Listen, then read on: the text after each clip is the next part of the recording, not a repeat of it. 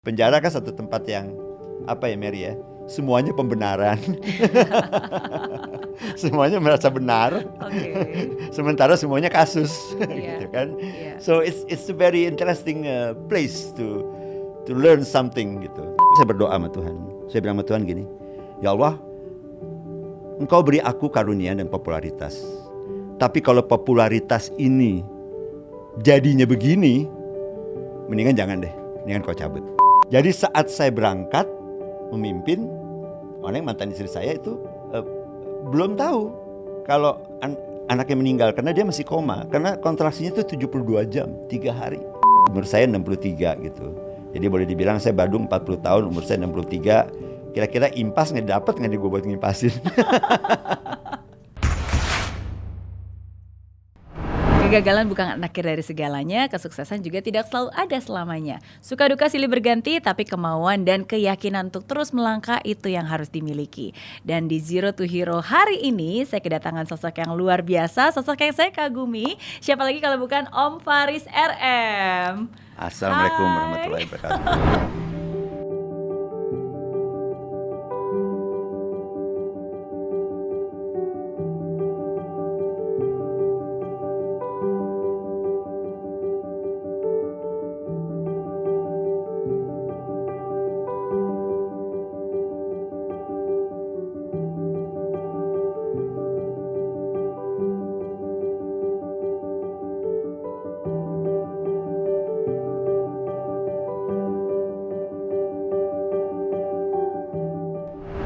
Salam sehat Mary, salam sehat berkah. Salam sehat juga Om Faris. Ya, sama-sama. Ya, salah satu musisi legendaris Indonesia, maestro. Aduh, jangan deh. Nggak sehebat itu. Ya, dan selalu rendah hati pastinya.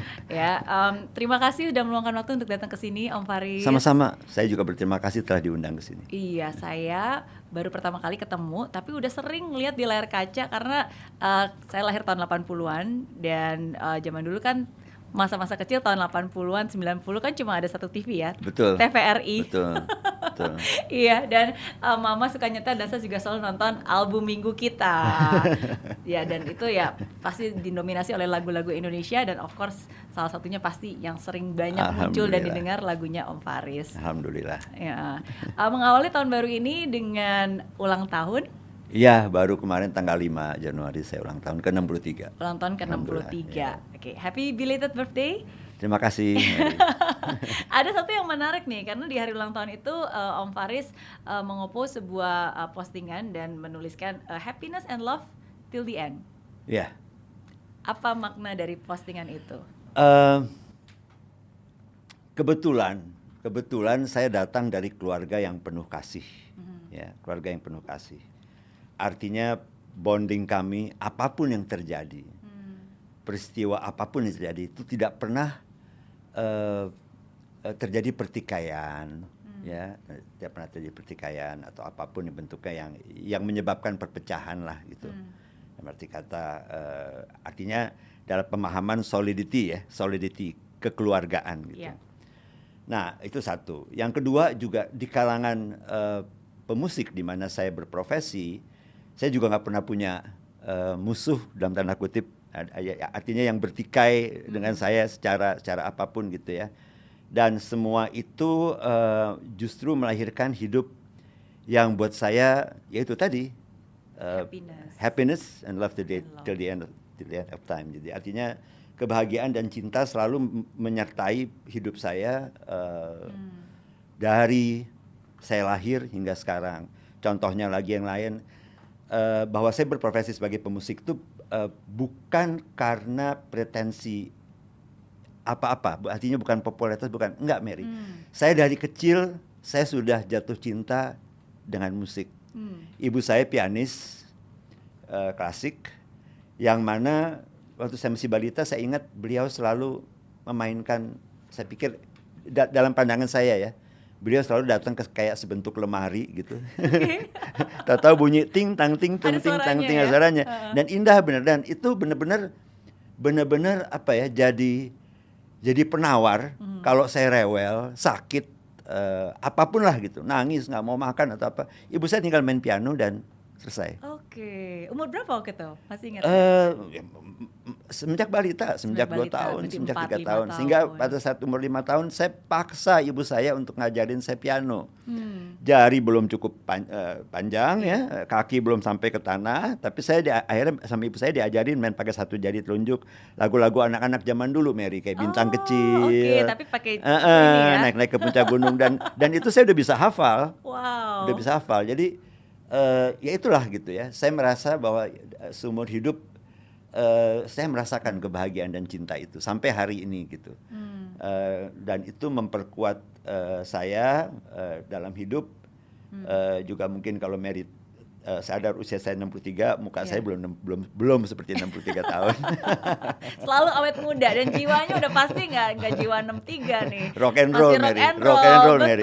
Betul. Makanya bajunya aja lebih anak muda dari saya nih. Selalu kekinian ya.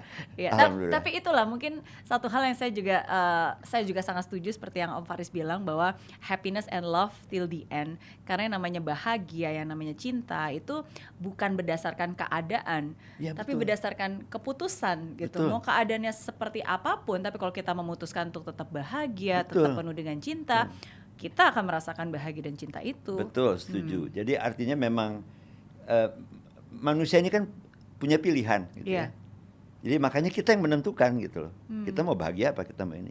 Makanya segala macam hal dalam hidup yang saya alami, apakah itu kebaikan, apakah itu masa kelam, apakah itu masa yang berat gitu ya, ujian yang berat, selalu saya akibat dari cinta kasih yang selalu hidup di keluarga saya dari kecil, saya jadi memiliki acceptance atau penerimaan yang besar gitu. Sehingga segala sesuatu apapun tidak akan memukul saya sampai saya nangis atau jatuh atau kecewa atau apa, enggak gitu. Dia datang sebagai satu hal yang harus langsung saya memahaminya, langsung saya mencoba untuk memahaminya. Apa sih sebenarnya yang terjadi ini? Dan sebenarnya apa arti ini gitu? Karena menurut saya itulah sebabnya saya menghapus kata-kata musibah dari hidup saya. Saya menggantinya dengan anugerah. Karena saya percaya bahwa setiap ujian seberat apapun dari Allah, dari Tuhan tidak pernah memberikan kita yang buruk. Gitu kan? Ada di berbagai ayat di berbagai kitab suci, banyak ayat yang menyatakan itu. Seperti kalau di Muslim misalnya, yang baik-baik datang dari aku, yang buruk-buruk datang dari dirimu sendiri. Al-Quran surat An-Nisa ayat 19. Jadi itu sebagai suatu pegangan bagi seorang manusia bahwa sebetulnya Tuhan selalu memberikan sisi yang positif. Kita hanya diminta bersabar untuk melihat hasil. Apa nih? Sekarang kita ngalamin ini, apa nih? Gitu. Jadi tidak ada yang berat. Nanti kita cerita di berbagai ujian berat yang saya alami dalam hidup. Oke. Menarik ya, karena sebenarnya tujuan hari ini saya bertemu dengan Om Faris. Ada banyak, saya yakin 63 tahun itu ada banyak banget perjalanan, banyak banget juga pelajaran, banyak banget juga suka dukanya, ada kejayaan, ada kejatuhan, ada cara untuk bisa bangkit kembali gitu. Nanti kita mungkin akan membahas lebih banyak lagi tentang kejatuhan yang menurut Om Faris itu bukan musibah, karena tidak pernah ada kata musibah, tapi itu bisa menjadi sebuah anugerah. Ya. Tapi mungkin kita balik lagi ke masa kecil Om Faris tadi. Om Faris bilang gara-gara masa kecil, gara-gara ngelihat lemari yang bisa bunyi, yang sebenarnya itu adalah sebuah piano, akhirnya jadi cinta banget sama musik. Bahkan kalau saya bisa kutip nih, kata cinta tuh understatement. Kayak Om Faris ini tergila-gila dengan musik dan betul. Nggak pernah punya cita-cita lain. Saya nggak pernah punya cita-cita lain. Dari semenjak umur 5 tahun, 6 tahun tuh kalau saya ditanya sama orang gitu, sama teman-teman ibu saya gitu, Faris mau jadi apa? Saya pengen jadi pemain band, saya bilang. Tapi papa mama setuju, ibu dan ayah? Setuju. Setuju. Orang tua saya tuh tipe orang tua yang sama seperti saya ke anak-anak saya sekarang gitu.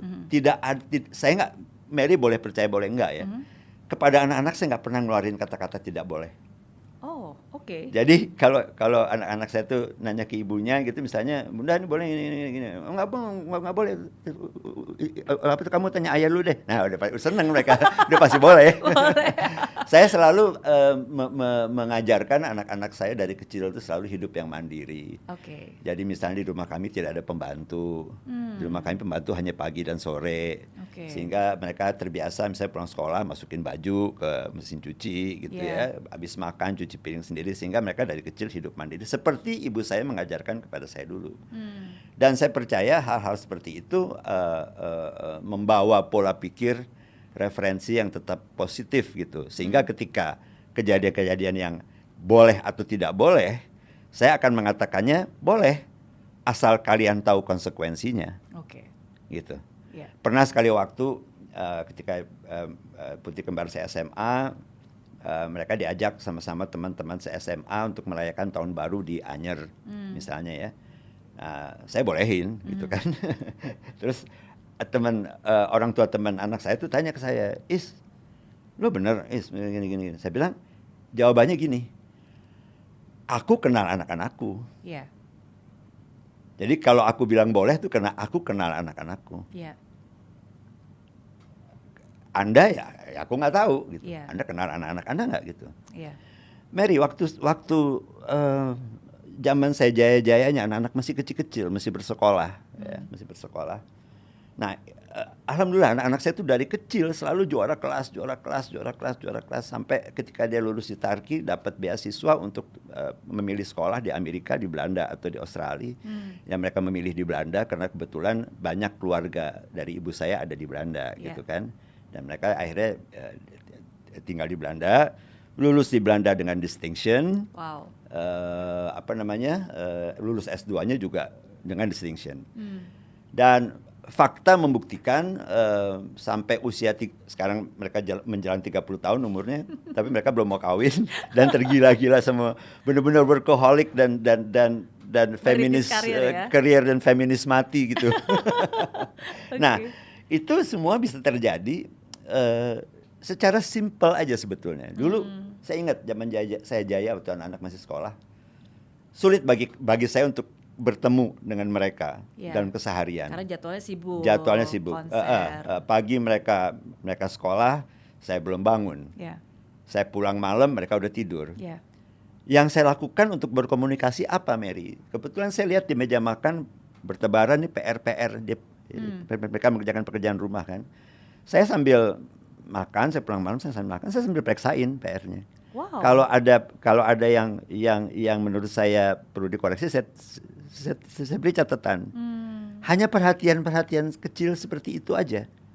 Itu ternyata cukup memberi komunikasi, saling percaya dan koneksi ya. Makanya ketika saya mengalami ujian-ujian berat seperti waktu kasus narkoba segala macam, mereka juga punya kepercayaan gitu. Saya masih ingat mereka di interview sama media, mereka menjawab media itu adalah bahwa kami tahu ayahku, aku tahu ayahku, gitu. Aku kenal ayahku. Itu aja jawabannya. Persis. Sama seperti ketika Om Faris sangat-sangat mengenal anaknya Om Faris, ya anaknya Om Faris juga sangat mengenal Om Faris gitu. Jadi apapun yang dunia ini melabel tentang Om Faris, apapun yang terjadi, ya they don't know you. Betul. Itu juga yang diterapkan kembali ke masa kecil, itu juga yang diterapkan oleh ayah saya gitu. Bahkan ayah saya tuh secara bercanda dia pernah bilang sama saya gini, kamu mau jadi apa aja boleh lah, dia bilang gitu. Asal satu aja, dia bilang gitu. Jangan tanggung-tanggung. Jadi kalau mau jadi penjahat juga jangan tanggung-tanggung. Jadilah Al Capone gitu. Terkenal juga kan. Oke. Artinya kalau kita sudah memutuskan sesuatu ya sungguh-sungguh lakukan. Sungguh-sungguh lakukan yang terbaik gitu. Makanya saya punya kebanggaan ketika saya jadi Faris RM. Ayah dan ibu saya masih sering keluar negeri ya. Terus pulang dari luar negeri, ayah saya bilang sama saya gitu, Pi, kan manggil saya Pi ya, panggilan kecil saya, Pi, Papi di-upgrade tuh dari biasa ke dari kelas biasa ke business class gitu, gara-gara kamu gitu. Itu membuat saya membuat saya bukan jadi takabur, tapi saya bangga bahwa karena ayah saya, oh Bapak, ini ayah Faris ya, di-upgrade sama flightnya di-upgrade ke business class. Itu kan peristiwa-peristiwa kecil tapi yang buat saya itu menjadi approval bahwa saya melakukan apa yang diharapkan oleh orang tua dan keluarga kepada saya untuk saya lakukan sebaik-baiknya. Dan membuktikan bahwa keputusan yang diambil ketika masa kecil untuk menjadi musisi bukan hanya sekedar ikut-ikutan, tapi jangan tanggung-tanggung ya, bahkan menjadi pendobrak. Ada banyak hal yang sebenarnya pertama kali dilakukan oleh Om Faris. Betul, ya kan? Mary, betul. Makanya kenapa saya sebagai pemusik, waktu saya menetapkan diri sebagai pemusik, terutama setelah terjun profesional sebagai Faris RM, saya sadar gitu bahwa saya harus melengkapi segala hal, faktor mengenai industri musik harus saya kuasai. Maka saya bekerja di radio, di 2 radio terkemuka Jakarta, Prambors dan El Cinta. Waktu itu masih MNC El Cinta. Terus saya ke Barcelona untuk belajar tentang broadcasting, directing dan producing. Pulang saya dipercaya untuk memegang Raja Wali Citra Televisi Indonesia presentasinya. Jadi kayak RCTI Oke itu aku yang bikin, ya video dan segala macam dan berbagai. Pokoknya RCTI di 7 tahun pertama tuh yang Buji benar-benar Faris aja gitu. Hampir semua program saya yang buat musiknya, saya yang buat tulisan. Jadi artinya sekali lagi apa yang saya lakukan di musik tuh benar-benar semua. Sampai saat ini saya masih mengajar juga secara tidak harian ya, tapi sebagai dosen khusus kadang-kadang, sebagai pengajar khusus, pengajar tamu di berbagai institusi, baik institusi yang bersifat akademis formal, maupun sekolah musik banyak sering menghadirkan saya sebagai pembicara dan sebagai pengajar tamu lah istilahnya.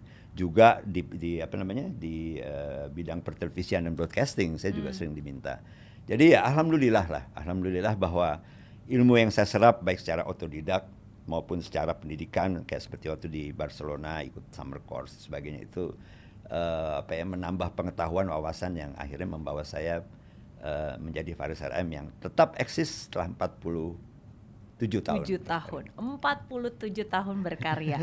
Ada ribuan lagunya. Ini tercatat 1768 lagu. Tapi kayaknya mungkin ini belum terupdate nih, masih ada tambah-tambah terbaru-baru.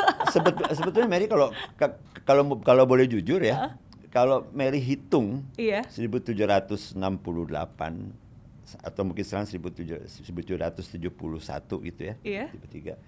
Kalau Mary hitung 47 tahun berkarya, itu hasilnya normal-normal aja Mary. Maksudnya normal-normal tuh gini, itu kalau dihitung jumlah lagu itu jatuhnya adalah per tahun antara 3 dan 4 album.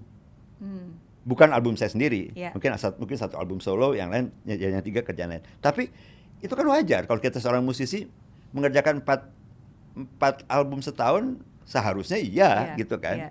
Wajar gitu loh. Jadi itu biasa bukan, ya, itu biasa. Makanya saya bilang bukan hebat, tapi itu biasa gitu. Biasa kalau menelurkan mungkin 2 atau 3 album per tahun, tapi yang luar biasa itu terus-menerus konsisten. 47 tahun. Betul. Itu satu hal yang luar biasa menurut saya. Ya, dari begitu banyak lagu dan album, yang mana yang paling nggak bisa bilang disuka ya, karena kan semuanya juga pasti suka ya. Yang paling spesial. Saya mungkin bisa melihatnya gini. Sejujurnya sebuah album saya, terutama solo, itu selalu berkesan ketika saya membuatnya. Setelah jadi, dia jadi biasa aja.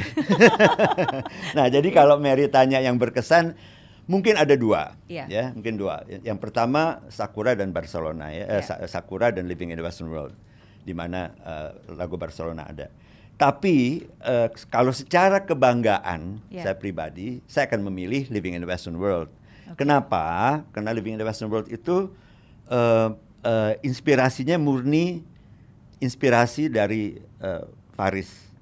Kalau Sakura itu saya bekerjanya berdasarkan skrip film Sakura dalam Pelukan.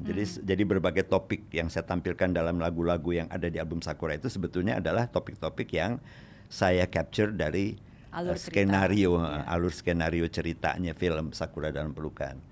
Nah, itu yang pertama. Yang kedua, memang keduanya punya keistimewaan yang sangat langka, yang waktu itu dan sampai saat ini dibilang hebat. Nanti saya terangkan lagi sama Mary, sebetulnya nggak hebat gitu ya. Sakura dikenal sebagai album hebat karena album itu adalah album pertama Indonesia di mana mulai dari penulis, mulai dari produser, penulis, pengaransemen, mengerjakan instrumennya, mengerjakan rekamannya, semuanya sendiri tanpa ada bantuan musisi lain. Jadi di situ saya dikenal pertama kali sebagai multi instrumentalis Indonesia pertama. Wow. Yang boleh dibilang yang dikenal publik lah gitu. Yeah. Bahkan iklannya tulisannya begitu tuh. Pernahkah anda tahu ada seorang pemusik yang memproduksi sendiri, mengaransemen sendiri, bermain beraneka macam instrumen sendiri, menyanyikannya sendiri. Dan segala macam. Tapi sebetulnya lagi-lagi untuk itu dulu saya cerita, itu bukan kehebatan, Mary. Masalahnya saya nggak punya uang buat bayar musik-musik lain. Ini benar, okay. Ini benar. Ya kayak saya Chief CEO ya, Chief Everything Officer gitu, semua dikerjain sendiri. Soalnya gini, saya ingat waktu itu saya sebelum ini kan saya bergabung sama Bade Band sebagai drummernya Krisya almarhum di Bade Band. Nah dari tabungan itu kan, saya punya tabungan, saya ingat waktu itu cuma 4,5 juta. Zaman itu sewa studio itu sekitar 150.000 per 8 jam. Saya ngitung kan, lebih baik saya pakai pemusik lain yang saya mesti keluar uang, atau saya dapat jadwal kerja yang lebih panjang. Okay. Mana yang saya pilih gitu. Akhirnya saya bilang, udah deh jadwal kerja yang lebih panjang aja gitu. Tapi juga itu nggak masuk tiap hari gitu. Tapi saya pertama-tama jadi saya punya target gitu. Satu hari rekaman saya mesti kelarin 3 lagu. Jadi sebelum masuk rekaman, sebelum masuk jadwal di hari rekaman itu, saya udah melatih, udah mempersiapkan, udah gila-gilaan. Dan rekam semua sendiri, yang mainin semua. Nah, baru masuk studio saya udah tahu mesti ngapain. Ya oke, sekarang take metronomnya dulu, tik tok sama 6 menit, 7 menit gitu buat lagu yang 5 menit. Kemudian piano, kemudian drum, kemudian bass, dan seterusnya. Nah itu keistimewaannya Sakura. Tapi kalau Barcelona, kenapa saya lebih memilih Barcelona? Itu lebih kalau saya boleh bilang sebetulnya agak gila juga saya. Artinya gini loh, kan di Spanyol tuh di Barcelona ya. Saya waktu itu 4 bulan di Barcelona, nggak bawa alat musik, Mary. Nggak bawa alat musik. Dan saya celakanya ya karena niatnya mau belajar sih ya, mau mencari pengetahuan gitu dari melihat berbagai hal dari berbagai macam perspektif lah gitu ya, menuai ilmu. Jadi saya nggak kepikiran bahwa bakal ada lagu yang muncul dalam 4 bulan itu kan. Tiba-tiba muncul kan gitu. Waktu pesta kota gitu Barcelona, saya belum pernah lihat pesta kota yang begitu meriah waktu Barcelona terpilih jadi kota Olimpiade 1992. Dan itu kan tahun 1997 ya, 5 tahun sebelumnya kan, itu biasa dipilih kotanya. Pesta itu kota. Segala wah diajak berdansa. Kan kacau juga kan? Artinya inspirasi itu datang kan? Iya. Nah, saya pikir gila nih di kepala bunyi lagu gitu kan. Dan saya nggak ada alat musik. Lalu saya pikir gimana caranya ya? Akhirnya dengan mau beli sayang uang gitu kan. Saya pikir apa ya? Oke deh, akhirnya saya beli buku partitur. Semua saya tulis. Jadi yang Mary dengar di album Living Revival itu semuanya bunyinya hanya di kepala. Wow. Saya langsung tulis sebagai notasi. Pulang ke Indonesia ke 8 lagu itu, kena 2 lagu lagi, sisanya ada lagunya Dua di Kalmas. Ke-8 lagu yang saya tulis selama saya di melanglang buana di Barcelona dan Eropa itu, hampir saja saya terpancing untuk membetulkannya, untuk menyempurnakannya. Tapi tiba-tiba hati nurani saya bilang gitu, lo dikasih kesempatan oleh Tuhan, keajaiban oleh Tuhan, masa lo nggak percaya gitu. Akhirnya saya ikutin benar gitu. Saya nggak jadi saya sempurnakan, saya ikutin benar. Dan faktanya jadi masterpiece gitu. Wow. Nah jadi ini yang saya bilang sama Mary gitu ya. Berbagai pengalaman hidup mengajarkan kita dan membentuk pola pikir seorang manusia.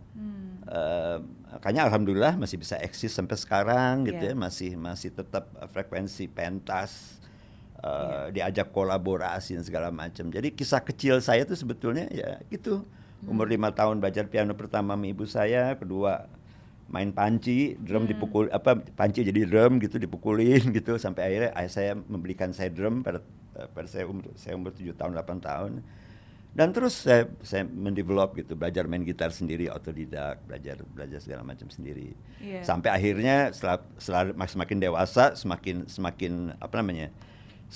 jadi kecanduan gitu, addicted tuh mempelajari berbagai instrumen. konvensional, tradisional maupun teknologi. Sampai instrumen terakhir yang dibuat manusia, the Stick Chapman, itu dibeliin kebetulan oleh CEO-nya Musika sekarang, Pak Gumilang. Sahabat saya, dia yang bawa pertama ke Indonesia. Ini ada alat musik baru, dan akhirnya saya pelajarin tuh alat yang dibawain oleh Pak Gumilang itu. Jadi dalam hal ini bisa dilihat bahwa memang dari kecil saya merintis perjalanan hidup seperti itu gitu. Iya. Dan dari cerita Om Faris tadi ada dua hal sih yang sungguh-sungguh menurut saya itu sangat konsisten dari Om Faris, yaitu you never stop learning and never stop doing. Iya, betul. Jadi Om Faris itu sungguh sangat mengalir gitu. Apapun juga keadaan, apapun juga yang hidup ini kasih kepada Om Faris itu bisa dimaksimalkan. Seperti contoh yang tadi Sakura, ya kan? Ketika ya udah cuma ada budget segini, ya udah bisa apa? Ya udah dimaksimalkan, semua dikerjakan. Ya walaupun kelihatannya bagi banyak orang itu adalah sebuah tantangan dan kesulitan ya, sebuah musibah nih cuma ada sendiri. Tapi kan ternyata kalau kita dilakukan dengan sungguh-sungguh menjadi anugerah. Sebuah kesulitan akhirnya menjadi sebuah pembeda yang akhirnya menjadi sesuatu yang sangat spesial. Menjadi pengetahuan.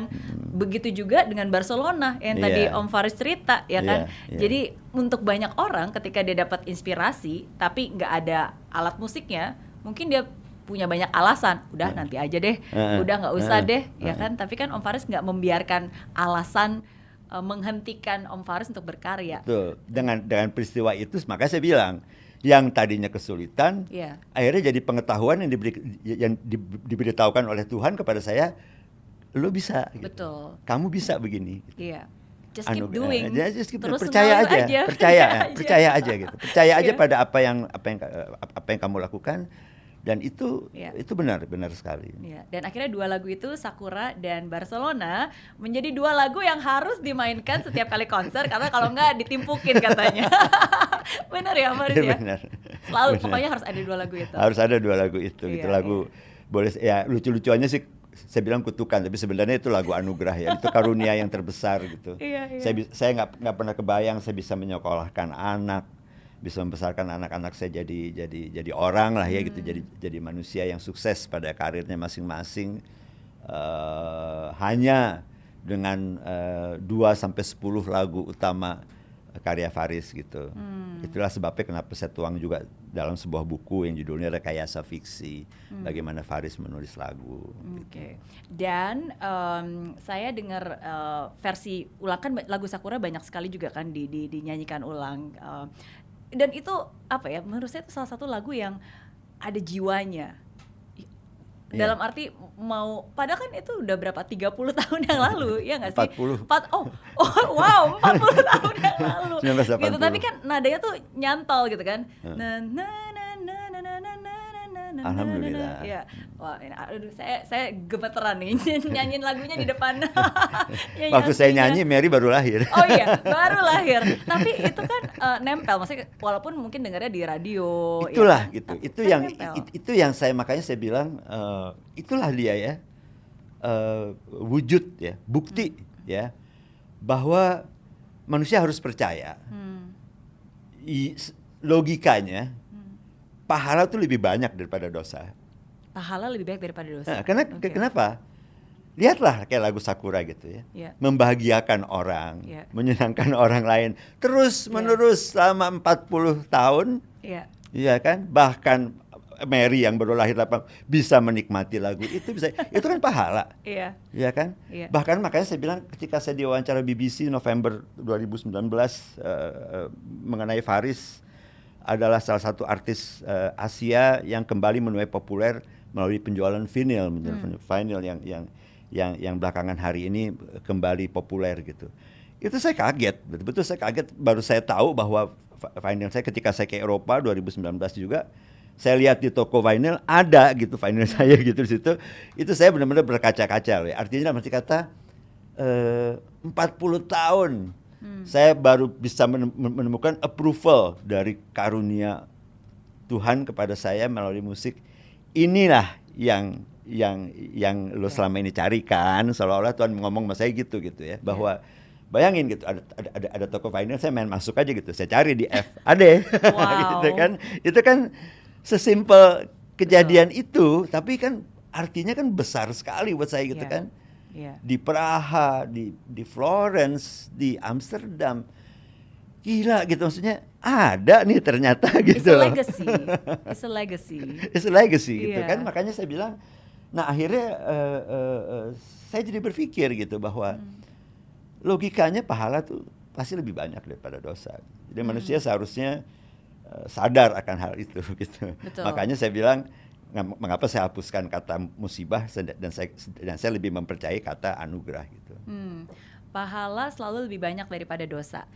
Saya setuju, tapi bukan berarti itu manusia tidak luput dari dosa. Iya, ada kejayaan, ada juga masa kejatuhan. Pasti. Kalau dari Om Faris sendiri, saya yakin ada banyak hal yang sudah dilalui.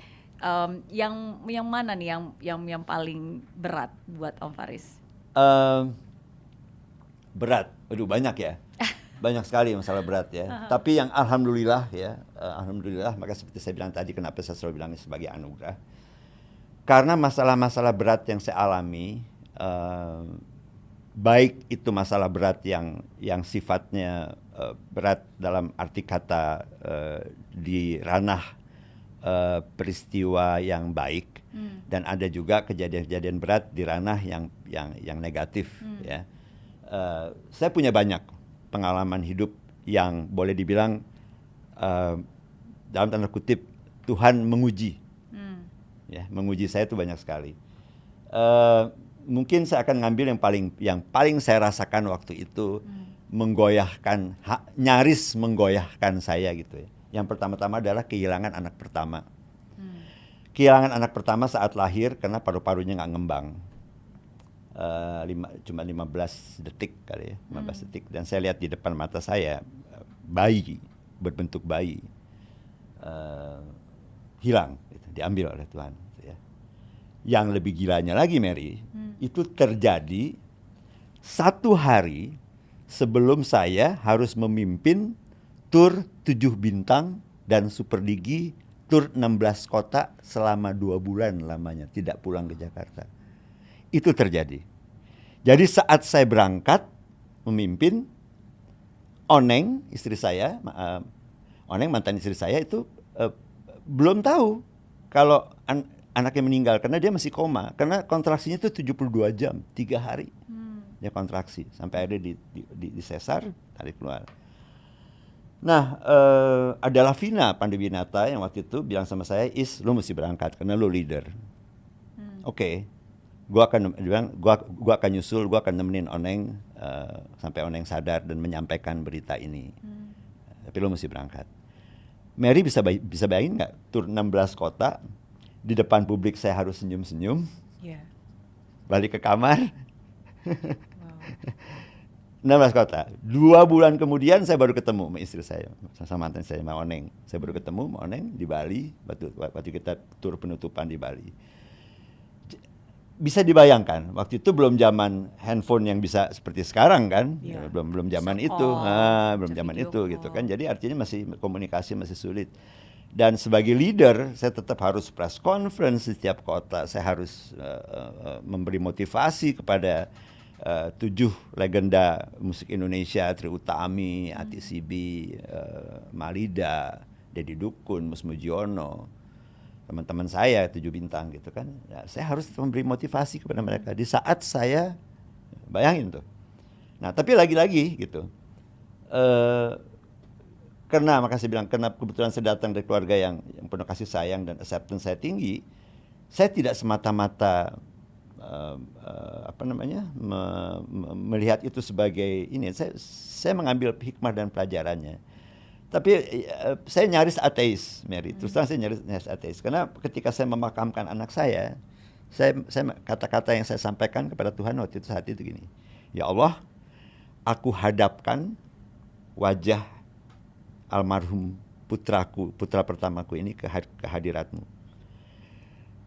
Tolong tunjukkan aku mukjizat dan keyakinan, tolong berikan aku keyakinan dan alasan dan mukjizat agar aku tetap meyakini ini adalah kehendak-Mu yang terbaik bagiku.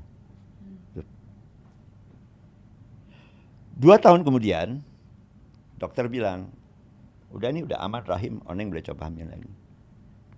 pas hamil lagi, pendarahan lagi Mary. Pendarahan lagi. Di minggu keempat. Orang yang sampai nggak boleh turun tempat tidur selama 12 minggu sebelum akhirnya di USG. Pas di USG, waduh Mas Haris, ini jadinya kayaknya 2 nih janin. Coba tuh. Jadi kayak saya dibilang, kayak Tuhan ngomong sama saya, lo mau mukjizat, gue kasih lo mukjizat. Kayak ditampar gitu loh. Yeah. Dan alhamdulillah putri kembar saya ini soleh dan soleha, pinter-pinter, juara kelas, dan sekarang jadi orang. Bahkan sekarang aja saya tersedak nih menceritakannya kepada Mary karena hal itu gimana ya? Anugerah. Itu contoh gitu. Satu hal yang anugerah yang begitu besar. Anak ketiga saya lahir, Vergio, 7 tahun kemudian, dari bedanya 7 tahun sama kakaknya. Ketika baru lahir, baru 3 bulan, saya dikirim sama Reni Joisman ke Timor Timur dalam rangka pra-referendum itu. Itu waktu pesawatnya berangkat dari Komoro, terus udah tanya itu apa? Oh itu lagi ada perang di Dili. Ampun, gitu kan. Saya pikir ini gue ngapain di sini gitu. Ada aja ujiannya. Masuk air merah, saya ngelihat kepala dipancung dengan segala. Itu benar-benar begitu pulang, saya tuh 2 minggu saya nggak bisa ngomong. 2 minggu saya cuma melukin si Vergio yang masih bayi waktu itu. Yeah.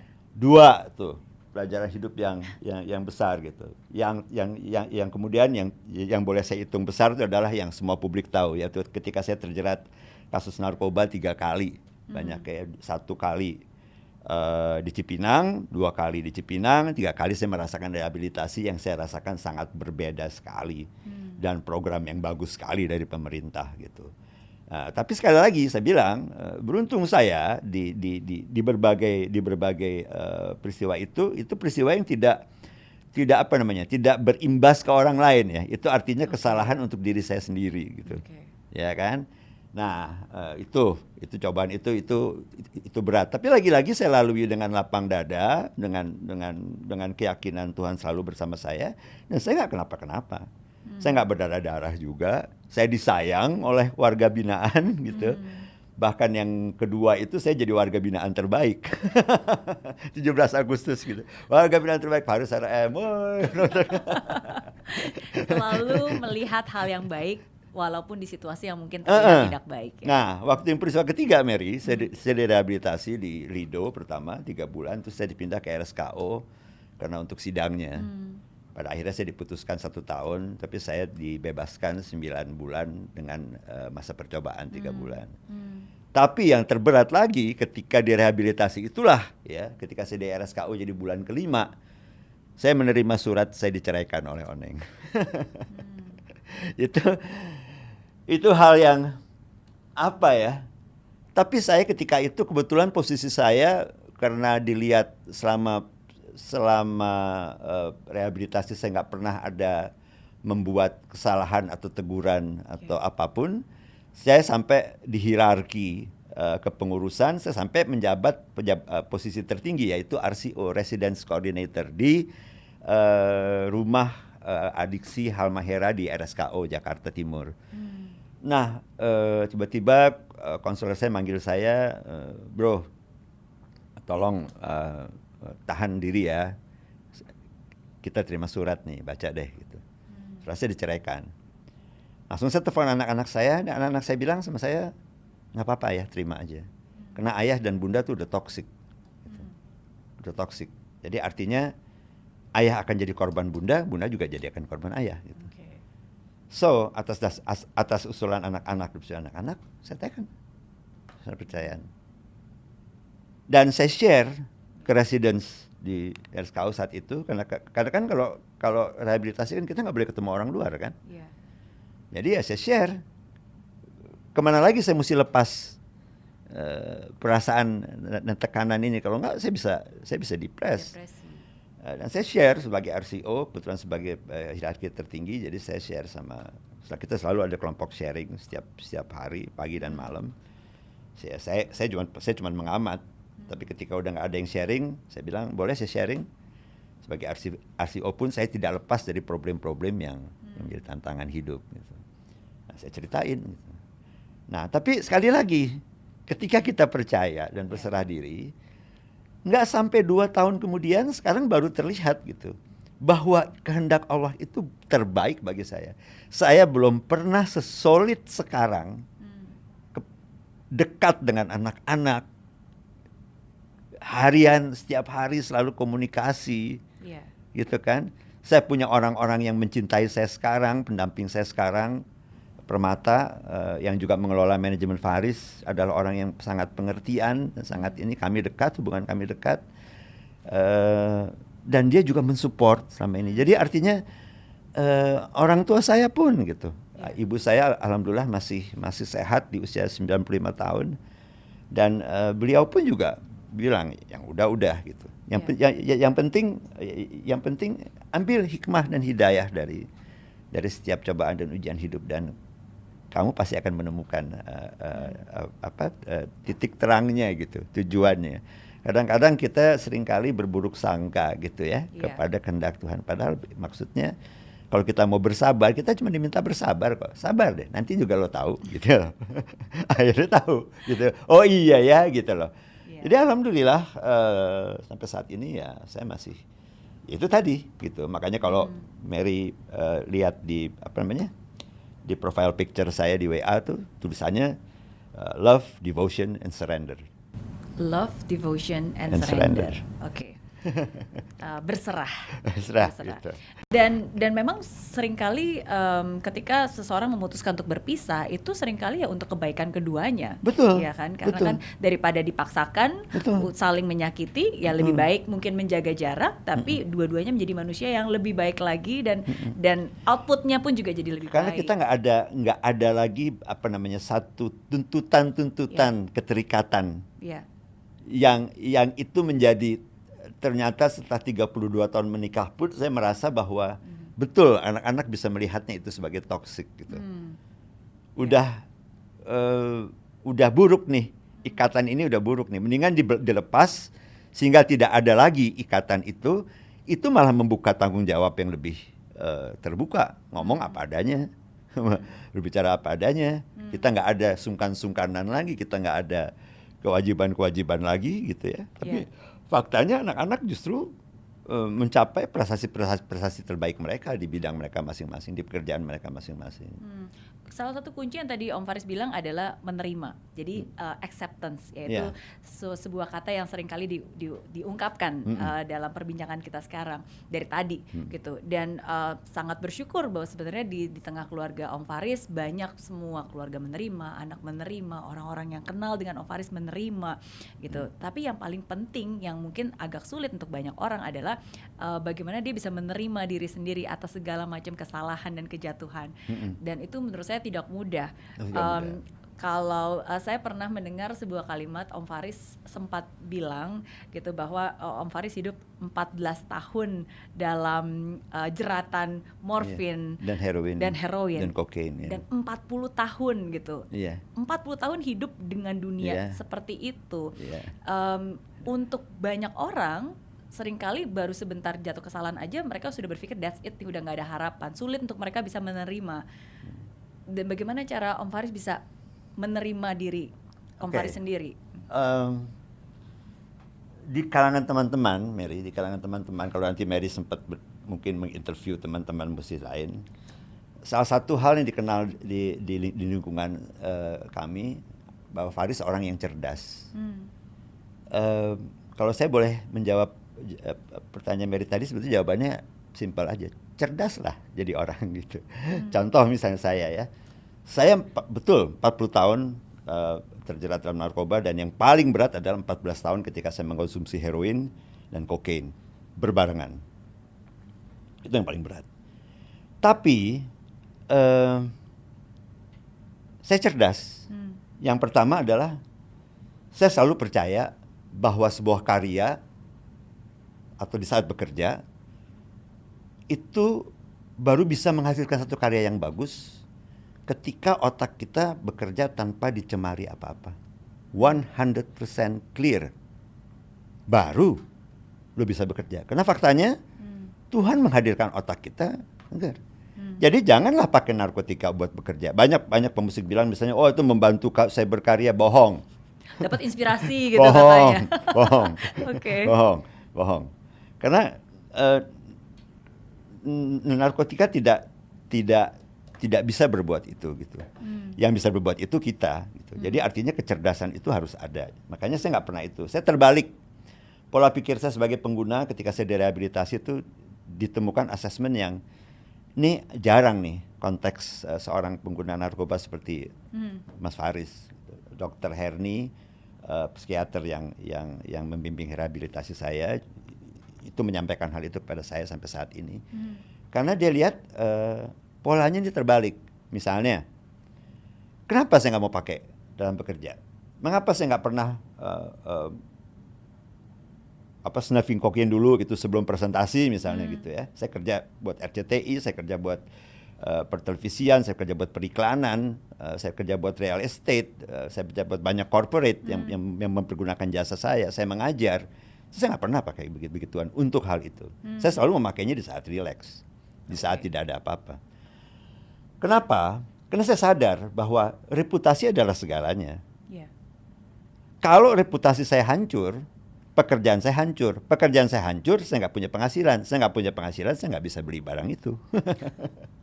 Terbalik. Okay. Nggak pernah saya menjual barang gitu buat membeli. Never. Okay. Don't do that gitu. Okay. Saya punya satu prinsip, don't do what you don't want to do. Gitu. Jadi janganlah pernah lakukan sesuatu yang lu nggak mau melakukannya. Yeah. Gitu. Itu prinsip di hidup saya dan cerdaslah berpikir gitu. Mary misalnya lihat sekarang lagi banyak, mungkin Mary baca juga lagi banyak kasus mengenai royalty misalnya. Yeah. Ya. Itu juga begitu gitu. Saya dari awal karir dari album Sakura, saya nggak pernah dikontrak sama label. Saya selalu sifatnya konsinyasi. Tujuan utamanya adalah karena saya ingin berkarya tidak terdistorsi. Oke. Gitu. Saya ingin karya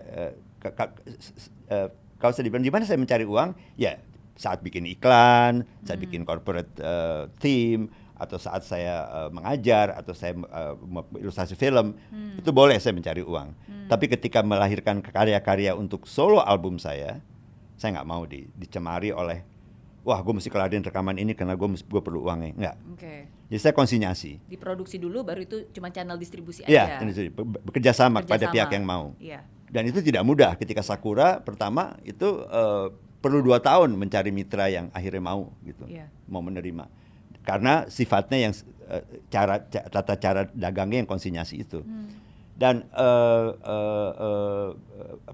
perbedaannya adalah mereka pemusik-pemusik yang menerima flat pay itu mereka menerima DP di depan. Sedangkan saya yang konsinyasi terbalik. Saya harus menunggu penjualannya dulu. Baru saya terima uangnya. Merilis vinyl nih, tunggu dulu sampai habis nih. Sampai habis 500 vinyl terjual, baru saya terima uangnya, gitu. So, makanya saya selalu kalau diminta pendapat soal keributan soal MKN, lembaga manajemen kolektif sekarang ini dan problematik royalti pemusik-pemusik, saya bilang sama teman-teman saya, jujurlah. Ini cuma perkara jujur apa enggak aja gitu. Ya, kalau saya bilang kenapa kalian dulu mau flat pay, kan simpel aja. Okay. Karena kita kan boleh memilih, benar kan? Dalam segala perjalanan hidup kita boleh memilih. Jadi juga begitu gitu dalam menghadapi problematik, musibah segala macam. Ketika saya di penjara di Cipinang, saya merasakan, menurut saya simpel aja kok. Bagaimana kita membawa diri aja, membawa diri yang baik, kita juga nggak kenapa-kenapa kok. Kita bahkan bisa menuai banyak pelajaran dari mendengar cerita problem orang lain gitu. Penjara kan satu tempat yang Mary ya, semuanya pembenaran. Semuanya merasa benar. Okay. Sementara semuanya kasus gitu kan.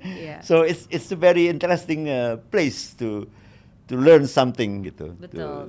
Kayak itu adalah tempat mungkin di mana ketika kita tidak punya prejudis ya, maksudnya tidak berprasangka gitu karena setiap orang pasti punya jalannya masing-masing dan punya sesuatu yang terjadi yang membuat dia berada di situ situ betul, gitu. Ada yang sial, ada yang apes, ada yang bodoh, ada yang emang penjahat. Jadi buat saya tuh kayak saya dimasukin sama Tuhan ke satu universitas yang mengajarkan kehidupan dalam arti kata yang sesungguh-sungguhnya gitu.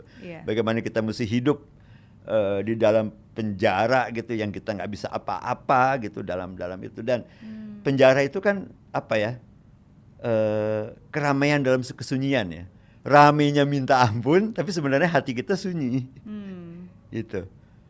Ribut kita nggak bisa suruh stop ribut. Itu 24 jam ada yang pasang musik koplo duk segala macam bunyi lah pokoknya. Tapi sebenarnya kita sendiri. Dan di situ justru kita menemukan what doesn't kill you will make you stronger gitu. Apa yang nggak bisa membunuh kita akan membuat kita semakin kuat gitu. Nah, itu yang membangun lebih besar lagi acceptance, menjadi resident coordinator di rehabilitasi. Kita jadi mendengar problem para residen ini gitu ya. Soalnya kan konyol-konyol problemnya, Mary, seperti kayak waktu di rehabilitasi ada anak yang marah kepada orang tuanya dimasukkan rehabilitasi. Saya bilang sama dia, lu nggak pakai otak, saya bilang gitu kan. Karena masalahnya kalau lo dibawa ke polisi, lo boleh marah. Ini lo dibawa ke rehabilitasi, orang tua lo keluar uang buat lo, masa lo marah gitu? Harus terus berprasangka baik. Harus berprasangka baik, membangun awareness, membangun kesadaran di mereka bahwa, makanya saya di setiap residen baru masuk bertemu dengan saya sebagai resident coordinator, saya cuma tanya satu hal kepada dia, lo mau sembuh apa enggak? Sebab kalau lo nggak mau sembuh, lo mendingan ke Cipinang, lo mendingan ke penjara. Di penjara sudah bukan rahasia umum, apa juga ada di penjara, ya kan? Tapi kalau lo mau sembuh, di sini tempatnya. So, it is your choice. Gitu. Makanya saya bilang, ketika saya di rehabilitasi, saya menemukan banyak hal baru gitu ya, hal-hal yang, misalnya gini, ternyata tidak semua hal yang kita nilai baik adalah hal yang baik. Gitu. Ketika kita melindungi satu kepentingan yang kita sangka baik buat keluarga misalnya, kita pasang badan, gitu. Ternyata itu salah. Gitu. Andai kata pasangan hidup kita juga pengguna, seharusnya bukan kita harus jadi terbawa ke dia untuk melindungi dia. Seperti Mary tahu, mantan istri saya juga pengguna kan. Jadi ternyata tindakan saya sebagai suami melindungi istri, padahal sayanya udah nggak menggunakan, udah waktu habis kasus kedua itu sebetulnya udah nggak terbunuh. Tapi saya pasang badan untuk melindungi dia. Dan tindakan yang kita sangka baik itu ternyata salah, gitu. Makanya kan di rehabilitasi kan 3 poin utamanya gitu. Yang pertama adalah kita harus menyadari dulu bahwa kita punya ketidakberdayaan.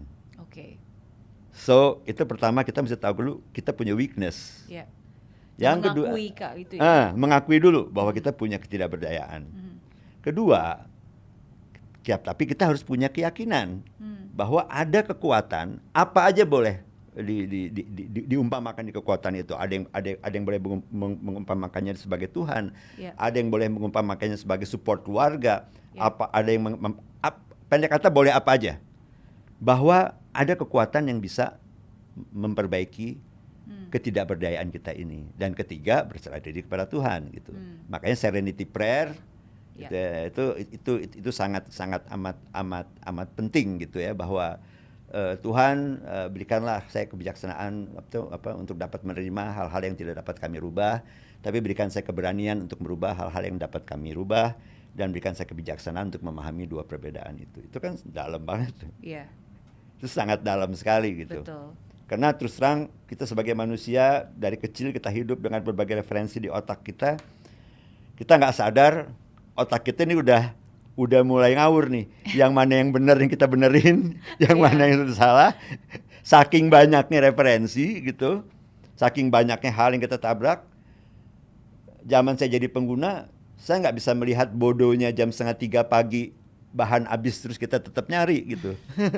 Tapi setelah kita sober, baru kita bilang nggak ada otaknya banget. Ya karena kadang secerdas-cerdasnya manusia ketika kita udah diliputi dengan perasaan, emosi kita naik, kecerdasan kita menurun sebenarnya. Benar, dan baru kita tahu bahwa narkoba itu jeleknya bukan bendanya, Mary. Iya. Tapi dia membangun attitude, habit. Ya.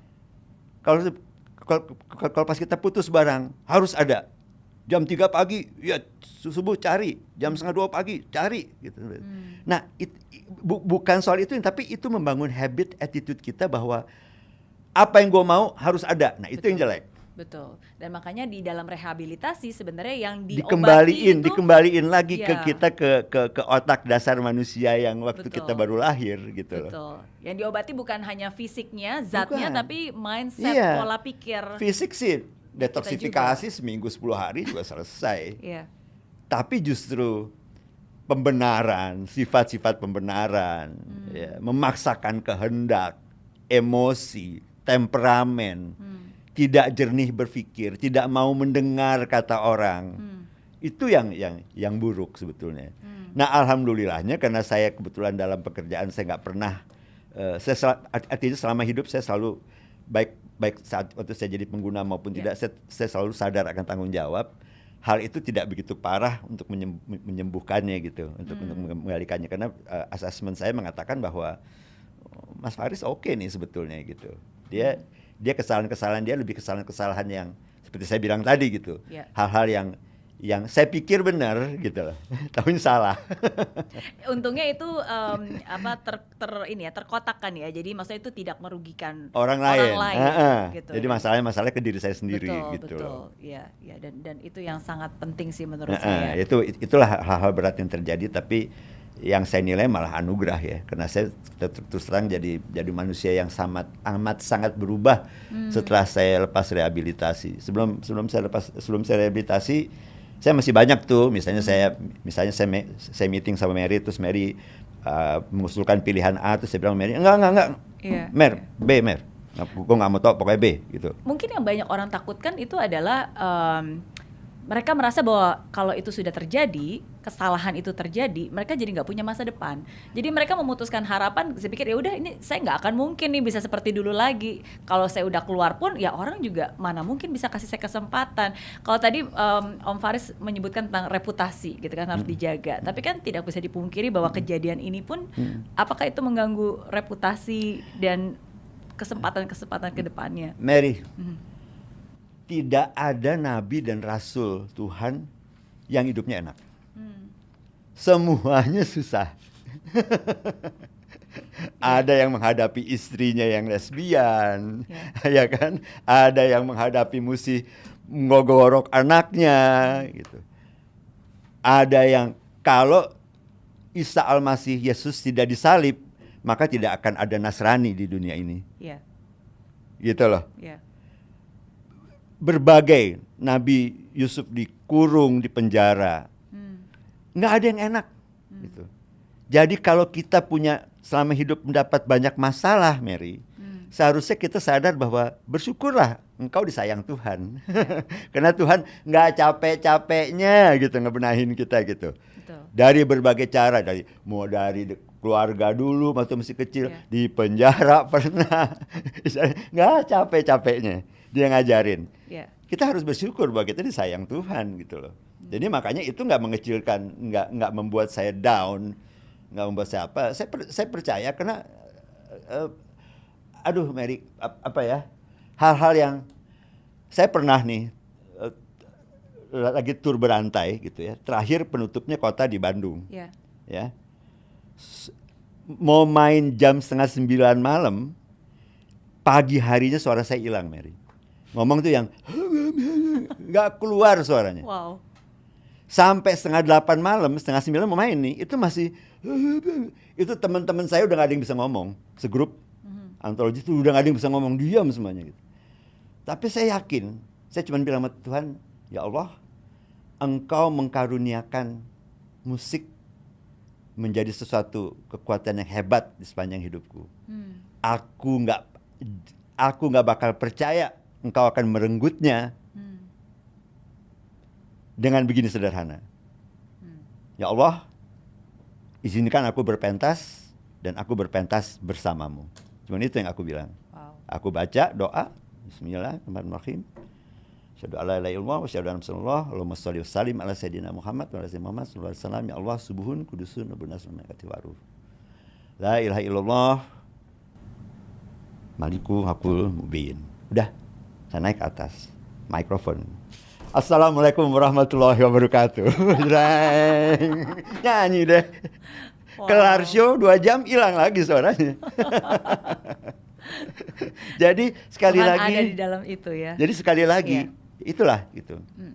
Disitulah saya menemukan kesejatian karunia ilahi yang sampai saat ini tidak pernah membuat saya takut menghadapi hidup apapun tantangannya.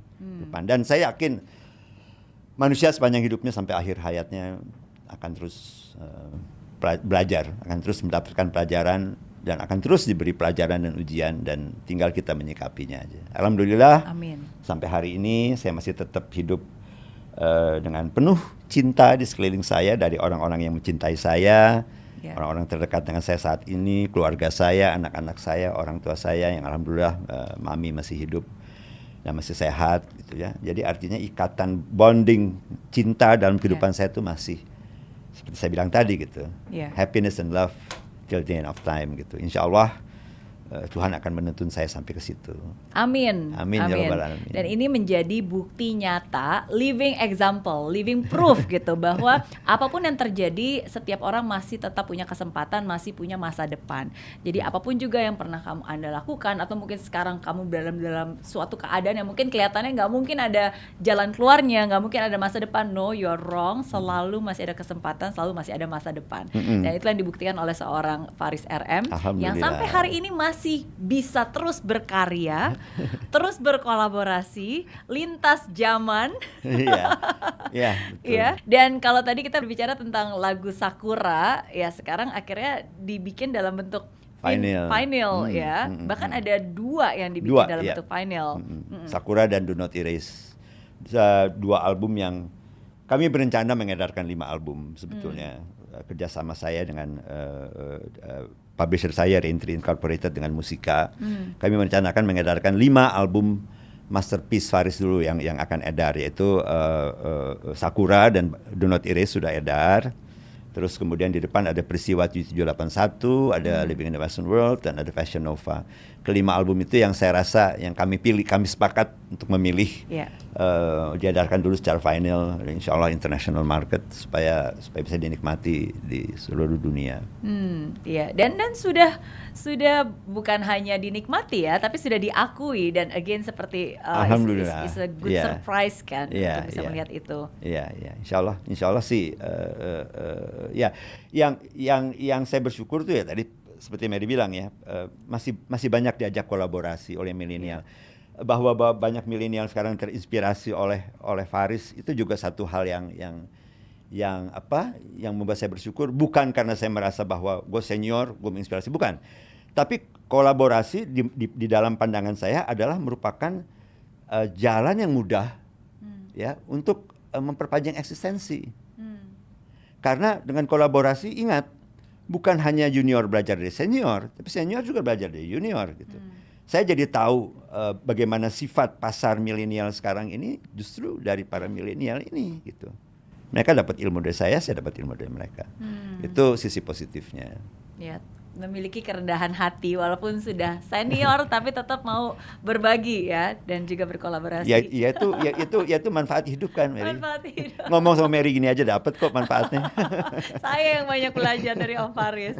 Tapi ini satu hal sih yang menurut saya sangat unik juga, dan menurut saya ini konsisten ya, bukan hanya dari segi lagu, tapi sebenarnya lagu itu kan salah satu cerminan dari penciptanya. Dan sekarang saya bisa lebih mengerti gitu bagaimana lagu-lagu itu tercipta dan apa yang membuat Om Faris itu bisa konsisten sampai 47 tahun.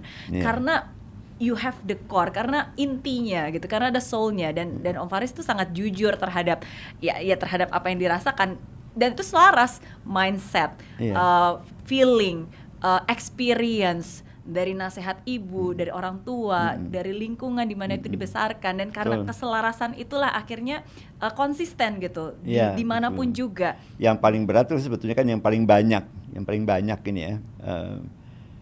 Di salah satu buku yang saya tulis diterbitkan oleh Kompas Gramedia pada tahun 2009, itu judulnya Living in Harmony, masih bisa didapat sekarang di Tokopedia atau dimanapun. Di situ saya menjelaskan berbagai hal yang menjadi sebenarnya biografi, tapi dalam bentuk essay, 62 essay yang saya terbitkan. Salah satunya ada cerita tentang popularitas mania gitu. Banyak orang menganggap popularitas itu enak. Ya, popularitas itu suatu yang gemerlap gitu. Yeah. Yang orang nggak tahu kalau udah menghidupinya seperti saya gitu, bahwa popularitas itu sebetulnya adalah penjara terbesar hidup kita gitu. Okay. Karena kita nggak bisa kemana-mana. Kenapa? What is the dark side of popularity? Banyak masalah tragiknya. Okay. Kalau masih ada waktu, saya akan cerita sedikit ke Mary. Saya pernah ngalamin hal kayak gini nih.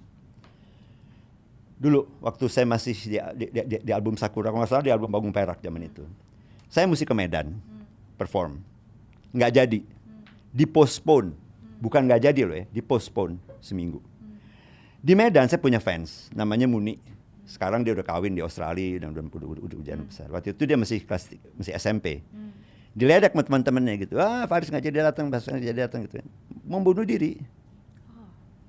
diri, potong nadi.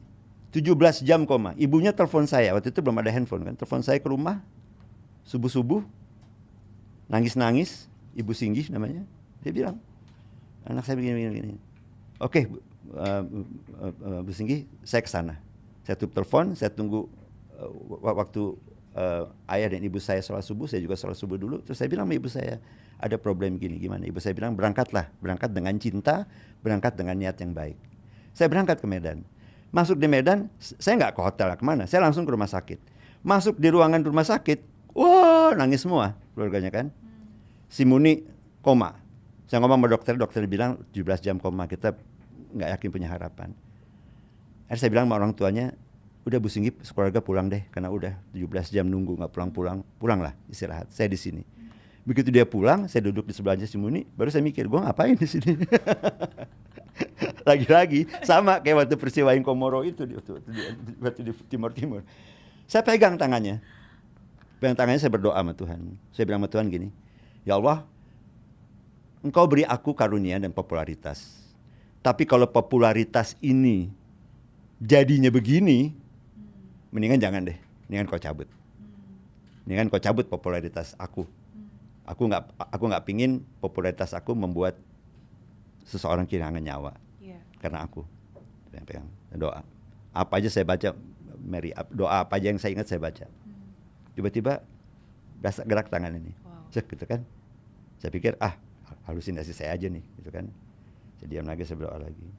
Gerak lagi tangannya, dan saya pegang gerak, matanya mulai goyang gitu kan. Saya telepon suster kan, sus, coba kesini, datang. Si Muni bangun.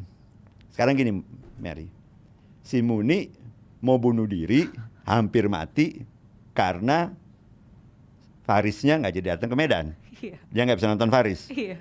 Ketika dia bangun pertama kali, yang dia lihat muka saya. Wow. Sekarang pertanyaannya saya kepada Mary, bukan perasaannya Muni, gimana perasaan saya?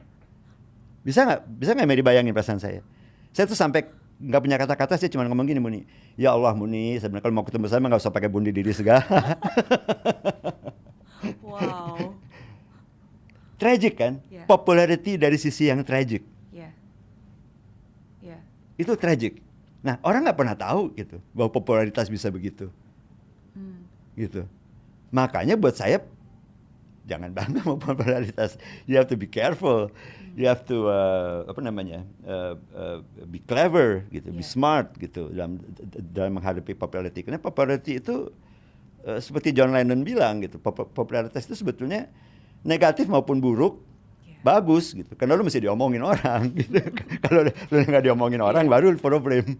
Even negative publicity, ini publicity. Ini publicity. Iya, Gitu. iya. Cuma kan masalahnya kan bahwa kita mesti sadar kayak almarhum ayah saya sebelum meninggal, dia bilang sama saya, "Pi, kamu tahu nggak, kamu tuh sebetulnya mirip khalifah." Serem banget gitu kan.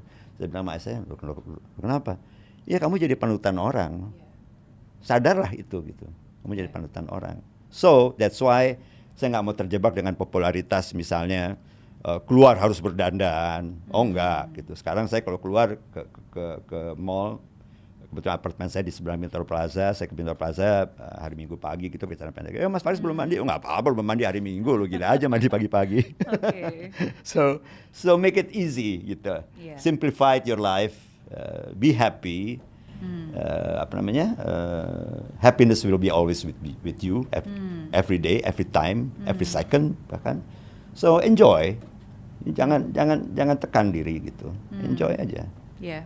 Dan bertanggung jawab atas apapun juga yang diberikan kepada kita ya, termasuk sebenarnya popularitas atau ketika kita punya platform, ketika kita punya wadah, ketika kita punya influence, itu kan sebenarnya suatu anugerah, suatu karunia ya, tapi kita juga harus hati-hati menggunakannya. Betul. Karena apapun itu selalu have two sides. Betul. Salah satu doa saya adalah saya selalu bilang sama Tuhan, ya Allah jadikanlah aku seorang Muslim yang dapat mengimplementasikan dan mengaplikasikan segala anugerah dan karunia yang telah Kau berikan padaku di dunia ini, insya Allah bagi kemaslahatan umat, insya Allah bermanfaat bagi umat manusia, insya Allah berguna bagi keluargaku, orang-orang terkasih cinta dalam hidupku, anak-anak dan cucuku, dan saudara sebangsa setanah air. Jadi sehingga apapun yang terjadi selalu kita akan, yang kita terima akan kita rilis lagi, akan kita rilis sama itu positif.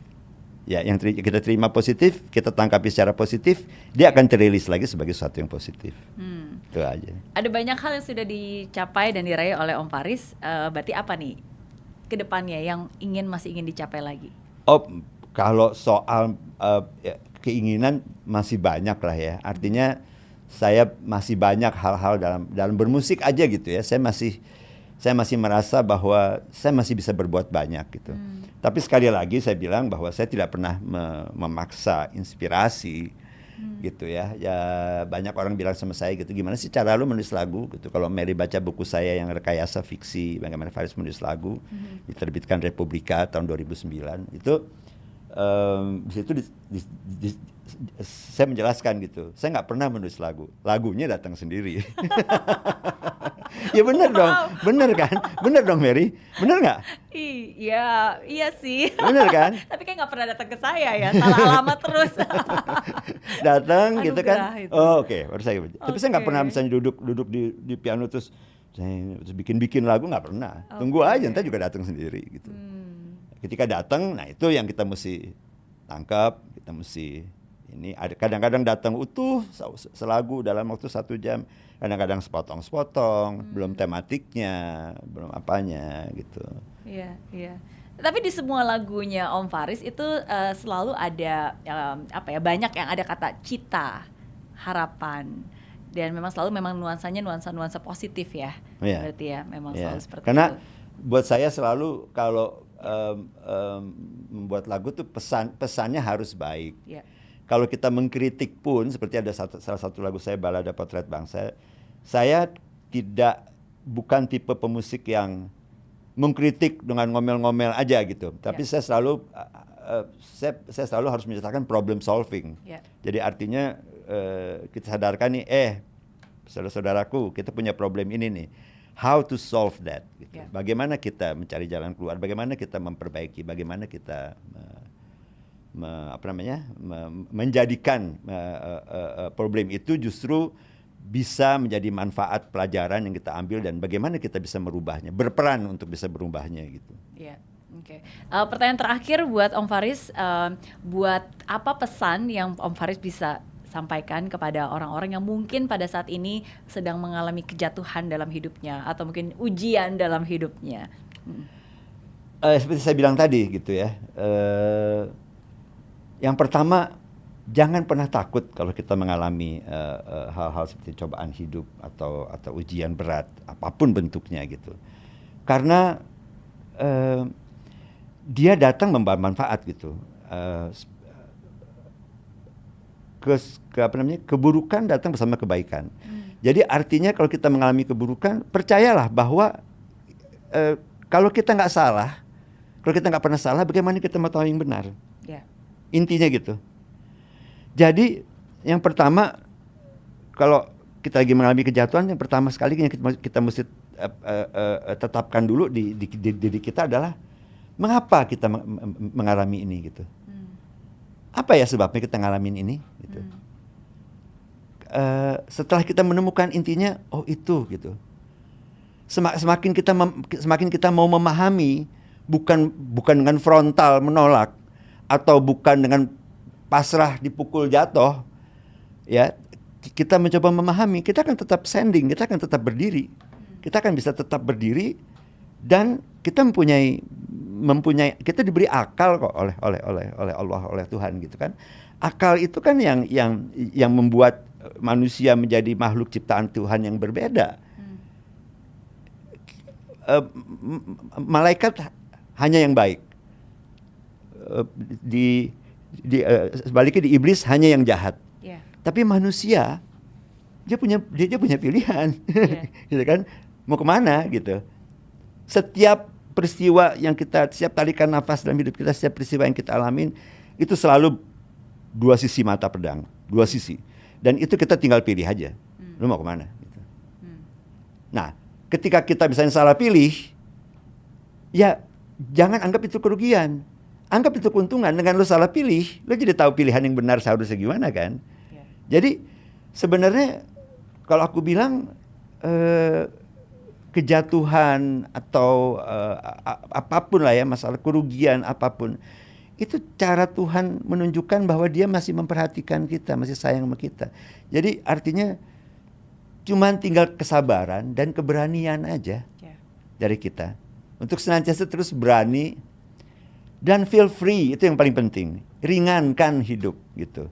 Jangan pendam, jangan menyembunyikan gitu. Akui gitu. Dalam omongan kita dari ini kan nggak ada satu sisi yang saya tutup gitu. Saya ceritakan yang mau buruk ya buruk aja gitu. Mau diapain? Itu udah terjadi gitu kan. Tapi kan saya punya kesempatan dan tolong berikan saya kesempatan untuk menunjukkan bahwa hal buruk yang saya alamin kemarin ini itu membawa banyak perbaikan dalam hidup saya gitu. Ya insya Allah ya sampai sisa hidup saya sekehendak Tuhan. Ya ini menjadi hidup yang saya cuma selalu mikir gini Mary gitu ya. Umur saya 63 gitu. Jadi boleh dibilang saya badung 40 tahun, umur saya 63. Kira-kira impas nggak dapet nggak nih gue buat ngimpasin? Kalau nggak dapet cilaka. Tapi kalau dapet ya alhamdulillah gitu kan. Jadi artinya ya dengan begitu saya sekarang ingin yang enak-enak aja deh gitu. Yang enak-enak aja, yang produktif aja. Produktif pun juga nggak dipaksakan, yang enjoy aja gitu. Iya. Terima kasih Om Faris Sama-sama, sudah selalu Mary. berbagi. Seru banget. Om Faris kan bilang yang penting pahala itu pasti jauh lebih banyak daripada dosa. Insya Allah. Dan saya percaya itu juga yang sudah dilakukan oleh Om Faris. Apa yang dibagikan hari ini saya yakin sungguh-sungguh pasti bisa menguatkan banyak orang dan membawa pahala bagi banyak orang juga. Alhamdulillah. Terima kasih. Sukses buat album vinyl-vinylnya. Terima kasih, insya Allah amin. Buat yang mau dapetin ini bisa tinggal beli di mana nih? Di mana aja di toko vinyl. Di toko vinyl mana aja ada. Iya, oke. Dan jangan lupa juga untuk subscribe dan follow. Dari Om Faris sendiri biasanya pakai Instagram atau pakai? Saya ada YouTube publishing channel Faris RM. Okay. Faris RM YouTube publishing channel. Silakan follow dan subscribe karena di channel itu justru menampilkan hal-hal yang banyak publik nggak kenal. Dari saya. Iya. Ya, jadi namanya YouTube Faris RM Publishing Channel. Oke. Baru 14 hari rilis, tapi sambutannya alhamdulillah bagus. Wow. Karena memang menampilkan banyak sisi yang nggak pernah orang tahu, yang berinspirasi dan insya Allah channel tersebut bebas vlog dan bebas gosip, Mary. seperti acara Mary ini kan banyak knowledge dan manfaat lebih bagus ya. Iya, betul. Again, setiap kali kita punya platform, punya wadah, ya pastikan kita gunakan itu juga untuk sesuatu yang baik positif, juga. Iya, thank you sekali lagi. Makasih sama-sama, Sukses terus Mary. Dan sehat selalu. Makasih. Iya, dan seperti saya bilang, setiap orang selalu punya punya pengalaman dan setiap pengalaman selalu membawa pelajaran berharga. Semoga lewat perjalanan hidup Om Faris hari ini juga bisa membawa pelajaran yang sungguh berharga buat kalian semua sudah menonton. Oke, jadi tetap semangat apapun yang terjadi. Just continue being happy, continue to have love and never give up. Bye.